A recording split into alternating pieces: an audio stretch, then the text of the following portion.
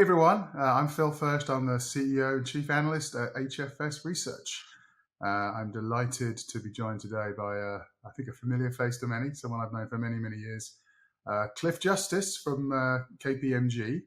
And as we begin, Cliff, maybe you could just do a little recap on where you are in your career and maybe a little bit about your background. Sure. So thanks for having me, Bill. It's good to see you. I head up enterprise innovation for KPMG.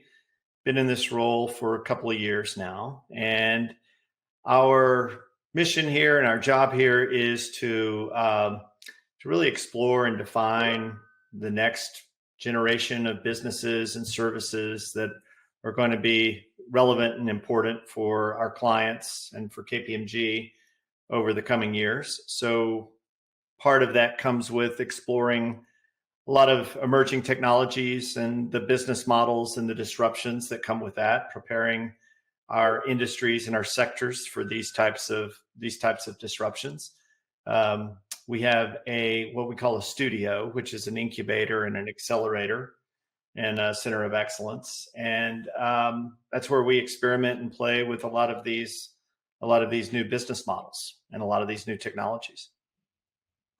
Excellent. Yeah. So let's talk a bit about the study we did where we spoke to several hundred CEOs and presidents around innovation. And 50% of them said innovation must deliver on big bets, right? But what do you make of that? What are big bets that you see enterprises making today? And do you see a lot of the people you talk to, a lot of your clients, do you see them delivering on that?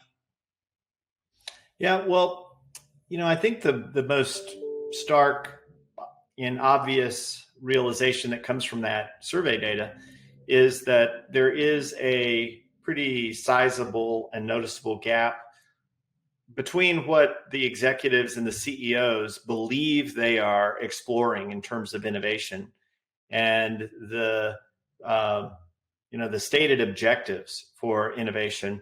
And then once you pull back and look into the organization and talk to the managers and directors and executives that are responsible for executing on that innovation, there's a big gap between what the vision of that program should be from the CEO's perspective and what the execution, the funding, the resources, the actual implementation of these innovations actually are in the business units and in the functions. That's not a surprise, but it just came out really crystal clear in this survey data. It is a challenge for an organization to have to kind of manage the day-to-day, feed the beast, deliver revenue, deliver operational results, and then think ahead and think about what's coming, especially in today's age where disruption is just happening faster and faster.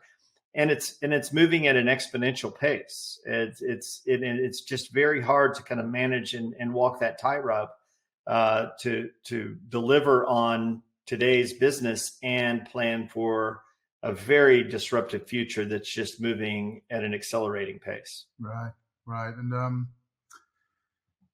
with this kind of global assault on everything we once knew as stable happening in the world right now, and things seem to be accelerating in the last few months. How is this impacting innovation? Is this stifling mindsets? Is this causing leaders to think more conservatively about big bets, do you feel? Or do you think some are being even bolder and saying this is the time to double down and take advantage of the situation? It's a little bit of a mixed bag. So there is a focus on sort of reining in expenses and getting prepared, battening down the hatches for a recession, and those discussions are impacting investments. But at the same time, executives are not clueless to the fact that disruption is happening faster and faster. Right. If you look at the startups that are emerging, there's investment still happening in these seed stages of these startups. The later stages are backing off maybe a little bit, Valuations are certainly coming down on the more advanced stages, but the seed startups are still getting funded. And those are the early indicators of where the disruption is happening. So, in the large established Fortune 500 companies, the innovation groups are aware of this. The corporate venture capital is still out there, is still making investments in complementary businesses and these businesses that are potentially impactful to those businesses and to those firms. But these are the times where the opportunities for picking up good deals, for making investments in some of these disruptive companies are, the opportunities are good, but it also comes at a time where cash is trying to be conserved. So, but this is the time to invest. This is the time to make the moves. Valuations are reasonable right now, and if you're looking outside and making investments and making acquisitions, but on the other hand, there's a lot of uncertainty in the market. Yeah, I mean, it's like those companies who doubled down during pandemic. I remember like Delta Airlines put a lot of investment into. They brought forward their investments in terminals across the US, while other airlines just battened down hatches. And so now they came out the other side and really profited from that. So sometimes it takes a bolder vision to think this isn't going to last forever. Recessions don't last more than a few quarters. And, hopefully this situation in Europe, this war, will be over eventually. So things will change. But as we come out the other side, what do you think is going to be different? I know there's a lot of talk around decoupling and globalization shifting. How do you think the world is going to emerge from this sort of current economic sort of slump that we're in? That's a good question. The decoupling question is likely to be one of the biggest drivers for the next decade. Manufacturing is going to be repositioned. A lot of investment in retooling and remaking manufacturing probably closer to home. In North America, that means Mexico, it means Canada, it means Latin America as closer locations for manufacturing. So a lot of investment in those areas, and a lot of innovation that takes place with these foundries that are being established in the United States. These are going to be very modern, state-of-the-art fabs that are going to allow for faster and faster innovation. So there are geopolitical elements to this that do impact the traditional supply chains, the traditional relationships that the West has had with China and other countries. And out of that comes a lot of innovation, a lot of opportunity. And we're starting to see companies prepare for that type of change. Yeah, and it seems there's a lot more factors now in the equation. I think when we used to talk in the old days, innovation was very much around technology, and who had the best AI, who was being more forward thinking about changing business models around tech. But when we ran the study, only 25% indicated that the CIO led the innovation agenda. Do you think that we're heading towards a sort of chief innovation officer developing within companies? How do you see that evolving as companies look at all the dynamics that are going to sort of make them very successful in the future? It depends on how the company is structured. A lot of the innovation is occurring in the business itself. So the CIO still is, managing innovation in the IT function and in the back office in a lot of cases. But the broader view of innovation is how, the products that companies are making, the business that companies are in, the business models, and how those companies operate. And in those instances, the broader view of innovation that's occurring in the closer to the business. The chief innovation officers many times have a coordinating role in conglomerate type companies, looking for synergies across multiple business units, looking for opportunities to to acquire, to combine, to introduce new technologies that may be synergistic. Artificial intelligence might change how businesses engage with their end users, with their customers. Some of the discussions around Chat GPT and DALL-E and some of these newer generative AI technologies really have the potential to reshape the competitive landscape, especially if you're a company that is managing a traditional business, and then we'll see startups emerge that are native to generative AI. And generative AI is still, even though it's emerged over the last 3 or 4 years, it's accelerating quickly, but it is still in its infancy. We haven't really seen native AI companies emerge with these business models that challenge the traditional businesses in healthcare and in life sciences and media and telco. So these are coming. They're going to vary by sector. They're going to take on a different role by sector. And in terms of the question around the enterprise, business units will and functions are going to have a role, but much of this affects the core business, the core operating business of the company. So if it's healthcare, the clinical practices, if it's insurance, managing risk, the core business of these industries are going to be impacted by a lot of these innovations. The back office functions are going to be totally reshaped. Productivity will be improved by some of these technologies in ways we haven't seen yet. And a lot of that is because of the friction and the ease of access of this API-driven economy around AI. You're not going to build the stuff yourself. You're going to be accessing APIs from the big tech players who are building the generative AI, and you're going to be able to access the most powerful artificial intelligence in the world.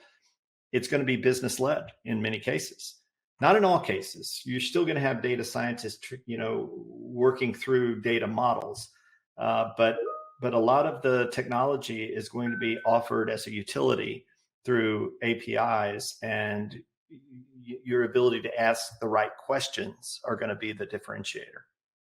As you see, and as you play with right now with Chat GPT and DALL-E, the quality of the output is directly related to how good your question is. Yeah,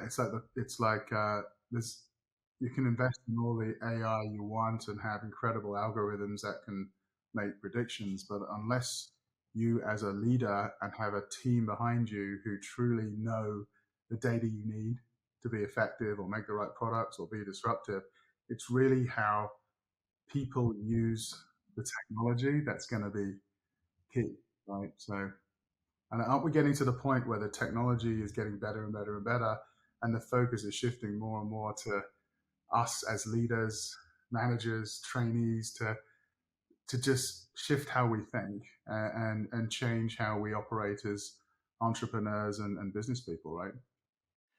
That's going to be the biggest challenge, is the shift in mindset, and it's going to be a generational challenge. But we're not going to have a full generation to adapt, because the curve is tightening. The pace of change from the time AI was really introduced to the world in its modern form was probably 10 years ago when Watson won Jeopardy. In 10 years, it's come a long way to be free, open, and accessible to all in a much more powerful application. It's 10 times more powerful than anything you saw back then, and it's almost free. The cost that they're offering for the API calls are really negligible. And as competition heats up around this, and as the technology improves, it's just going to be embedded in just about everything. So the business models, the talent models, what people actually do for work, how the organization designs and architects its workflows and its its talent, strategies. Those are going to have to evolve to include artificial intelligence. And this artificial intelligence is accelerating at a pace that I'm pretty close to it. And I'm pretty sure I don't fully understand how fast this is moving. I know enough to know that I don't know. So it's moving quick. Right. So let's move to what I think leaders and enterprises need to do to be more innovative. The study revealed only 23% of firms actually have a head of R&D or a chief innovation officer. Only 69% are seeing innovation. 69% see innovation happening in pockets. It's not a cross-functional exercise. And 54% say they don't innovate because they don't have time or the money to do it. And on top of that, 40% say they don't have programs in place that allow them to innovate with partners or peers. So it's pretty clear right now, a good 50-60% of enterprises just don't have a tied together innovation strategy. So what's your advice on how they can move the needle, break the cycle, move forward more aggressively? What are things that you're seeing that can shake things up a bit? Yeah, and I would say that, the flip side of that is about half the companies do. And, the half that do clearly see the opportunity and the threat associated with an accelerating pace of change. And that's really what innovation groups and capabilities and skill sets and a culture of innovation is really designed to help do, is capture that opportunity and mitigate the downside risk associated with an accelerating pace of change.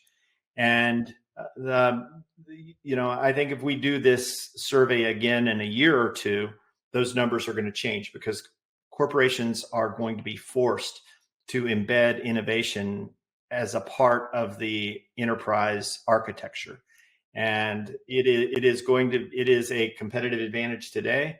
It's going to be table stakes in a few years. I completely agree. I mean, some companies are shrinking, laying off, trying to do more with less, realizing you can't keep operating with the same old models that sometimes were designed after the Second World War. There has to be a break from the past and a move to the future. And we're seeing a lot of innovative firms stealing in. So I'm completely with you on we're at a pace of change where what's happening now is a trigger for what's happening next. Things tend to be triggered by economic events, inflation, low unemployment, lack of people. I mean, there's a lot of things coming together that we've never seen before. So it feels like we're being forced into this as opposed to trying to plan ahead, right? Events like the Chat GPT, this latest release, has served as a wake-up call for those organizations that don't have innovation groups. For those that do, they've been playing with this for a couple of years. And as the API has become more and more user-friendly, more and more organizations and non-technology or non-innovation oriented users have become familiar with it. But those that have the innovation groups and the R&D, they've been aware of this and experimenting with this and testing business models with around these types of disruptive technologies, and not just ChatGPT. That's a good example, but blockchain and metaverse and some of the Web3 type technologies like DAOs that are going to disrupt business models and how business models and operating models operate. So the future of the internet. So these things are all coming. Innovation groups know that they're coming and are playing with them now and beginning to experiment and understand how it's going to affect the enterprise. At some point, they're going to become so mainstream that it's going to be a wake-up moment for everybody else. And that's the difference. And some businesses are fine being fast followers, and you can do quite well in many cases being a fast follower. You don't have to be the first mover. But as the pace of change accelerates, it's harder and harder to survive effectively as a fast follower. And that window will close faster and faster as these exponential type technologies continue to emerge. So it's not just AI, it's many other things that are on the horizon, and they're coming quicker. So what's your advice to IT here on how companies can improve its efforts with its partners and peers to be more innovative as an ecosystem, to stay ahead of the curve rather than react to the curve? Are you seeing models which are helping drive more innovative technology thinking in how we move forward? Absolutely. I would say taking a portfolio view of the innovation landscape, and by that I mean looking at the outside and how the innovations that are occurring on the outside of the company, outside the four walls of the company, can impact the core business. Looking at universities, looking at the startup world, looking at where the smart money is going to in these earlier stage startups, but also looking inside the organization more effectively, kind of the organic innovation that's occurring down below the line of sight in the organization, having tools and methods and frameworks and a culture to pull these ideas and these discussions forward as they emerge in very large, complex organizations. It's a much harder task than you might realize as an executive. But having that culture and promoting these ideas and these idea challenges and pulling these ideas forward and rewarding that as a part of the culture, having a sandbox to play in to experiment with new technologies and disruptive business models within the organization, so that you can test some of these ideas in a safer spot without the pressure of a production engine, of an operating engine, which is rightly consumed with the profitability of anything that goes into the business.